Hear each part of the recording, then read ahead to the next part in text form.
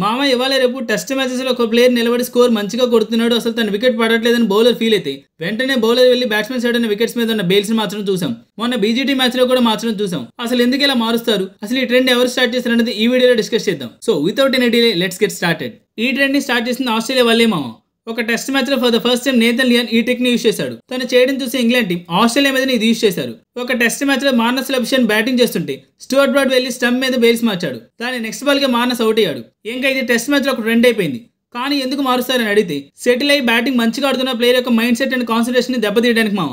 ఒక ప్లేయర్ మంచిగా సెట్ అయ్యి బ్యాటింగ్ ఆడుతున్నాడు, మీరు బ్యాట్స్మెన్ చూసినప్పుడు వెళ్ళి బెయిల్స్ అలా మార్చడం వల్ల అవుట్ అవుతానని ధీమాగా ఆడుతున్న ప్లేయర్ కూడా ఇలా బెయిల్స్ మార్చడం వల్ల ఇప్పుడు నేను అవుట్ అవుతానేమో డౌట్ రావడం స్టార్ట్ అవుతుంది. ఆ డౌట్ తోనే చాలా జాగ్రత్తగా ఆడతాడు. క్రికెట్ బాల్ మీద ఉండాల్సిన ఫోకస్ మొత్తం ఆ బెయిల్స్ చేంజ్ చేసిన దాని మీదకి వెళ్ళిపోతుంది. నన్ను ఎవడు అవుట్ చేయలేడని ధీమాగా వచ్చిన వాడు కూడా అవుట్ అవుతానేమో భయం స్టార్ట్ అవుతుంది. భయం స్టార్ట్ అయితే వాడు చూసి జాగ్రత్తగా ఆడదాం అనుకుంటాడు, కానీ దెబ్బకు అవుట్ అవుతాడు. ఇప్పుడు చూసి ఆడితే ఎందుకు అవుట్ అవుతారని మీరు అడగొచ్చు.